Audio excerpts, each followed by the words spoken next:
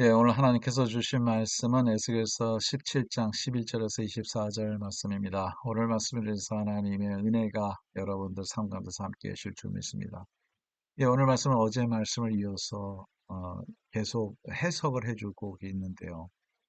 어제 말씀은 두 독소리가 등장해서 비유로 말하고 있습니다. 첫 번째 독소리는 느부갓네살 왕, 바벨론 왕을 상징하고 있다면 그 바빌론 왕이 이제 예루살렘을 정복하고 거기에서 여호와킨 왕을 제거하고 새로운 왕을 세웠죠. 그런 왕족의 왕을 세웠어요. 그 내용이 오늘 13절에 나오는데 그 왕족 중에서 하나를 택하여 언약을 세우고 그에게 맹세하게 하고 또 그 땅에 능한 자들을 옮겨갔나니 이렇게 나오고 있습니다.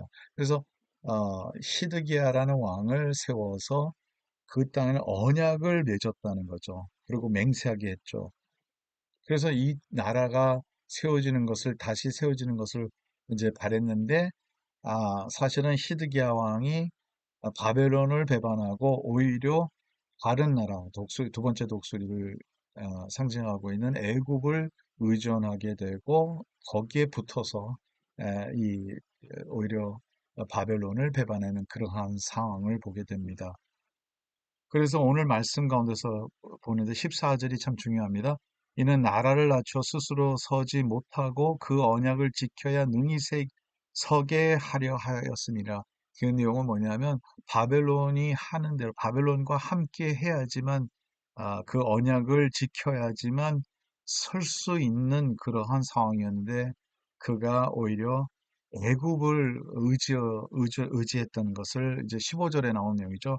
그가 사절을 애굽에 보내 말과 군대를 구함으로 바벨론 왕을 배반하였으니 형통하겠느냐 이런 일을 행한 자가 피하겠느냐 그 언약을 배반하고야 피하겠느냐 이렇게 얘기를 하고 있죠. 그러니까 형통하겠냐는 거죠. 그 언약을 저버려 둔 자가 형통하겠냐는 거죠. 여기서 우리가 많은 질문이 생길 수가 있어요. 특별히 바벨론이 그렇게 좋은 나라는 아니었고 악한 일들 많이 했죠. 근데 뭐 우리가 바벨론뿐만 아니라 많은 그 강국들이 그렇게 해요. 바사도 마찬가지고 모든 강국들이 애국도 마찬가지고 모든 강국들이 한때는 하나님의 도구로 쓰여졌지만 악한 일도 많이 합니다. 근데 그 악한 일에 어, 심판은 반드시 또 있다는 거예요. 하나님께서 바벨론이 죄를 졌을 때 하나님께서 바벨론을 심판하지 않습니까? 근데 중요한 것은 뭐냐면 하나님께서 도구로 쓰시느냐 안 쓰시느냐 이것을 아는 것이 중요하다는 거죠. 여기 본문에 나오는 내용을 본다면 그 바벨론 왕을 배반하였으니 형통하겠느냐 하는 이 질문을 한다는 거죠. 여기서는 이제 베이직하게 우리가 꼭 알아야 되는 것이 있어요.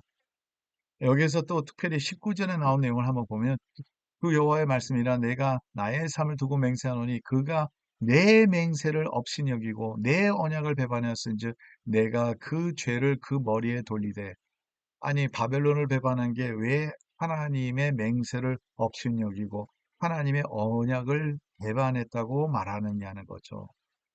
뭐 바벨론이 제가 아까 말씀드렸던 게 그렇게 에, 선한 사람들도 아니었는데 왜 이렇게 표현을 하고 있을까요?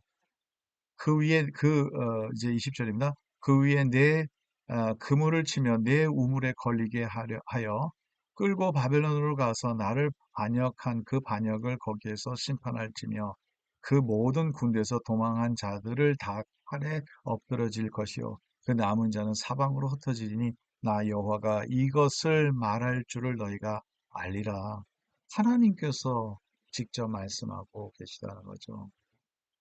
이 내용은 도대체 왜 이것을 얘기를 하고 있냐는 거죠.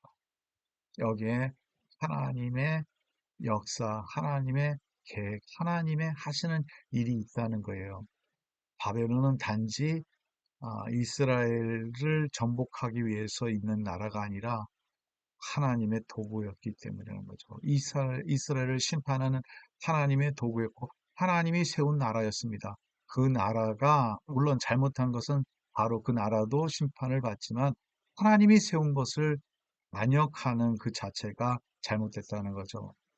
여러분 우리가 가장 싫어하는 사람이 어떤 사람들입니까? 약속을 해도 약속을 안 지키는 사람들이죠. 그래, 이런 사람들을 보고 우리가 배반자라고 그러죠. 배반하는 사람이라고 얘기를 합니다. 배신자라고 얘기를 하죠.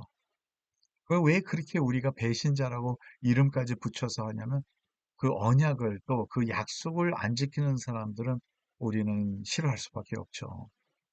이 내용이 하나님의 세계, 영적인 세계도 마찬가지라는 거죠. 하나님이 세운 것이 있습니다. 그것을 배반하고 그 약속을 어기는 것은 하나님을 하나님을 배반하고 하나님의 약속을 하나님과의 약속을 어기는 그러한 행위가 되기 때문이라는 거죠. 오늘도 이 말씀을 생각해서 우리의 행동이 무엇이 하나님께서 기뻐하실까? 무엇이 하나님께서 우리에게 원하셨을까? 이 질문을 우리의 사회 안에서나 우리 가정 안에서나 우리 교회 안에서나 어디에서나 우리의 개인적인 삶 가운데서도 하나님이 하시는 일을 하나님과 함께하는 일이 그래서 우리는 언제나 성령 충만해야 돼요. 그래서 언제나 우리는 기도해야 돼요. 그래서 언제나 우리는 하나님의 말씀 중심으로 가야 됩니다. 하나님이 역사하시는 곳, 하나님의 약속이 있는 곳을 저와 여러분들이 머물고 거기에 안에 우리는 성실하게 섬기는 주의 백성들이 되기를 간절히 바랍니다. 하나님 감사합니다. 오늘도 말씀 주셔서 감사하고 이 말씀 안에 있는 진리대로 살아갈 수 있도록 도와주시옵소서. 감사하는 예수 그리스도의 이름으로 기도 줍나이다. 아멘.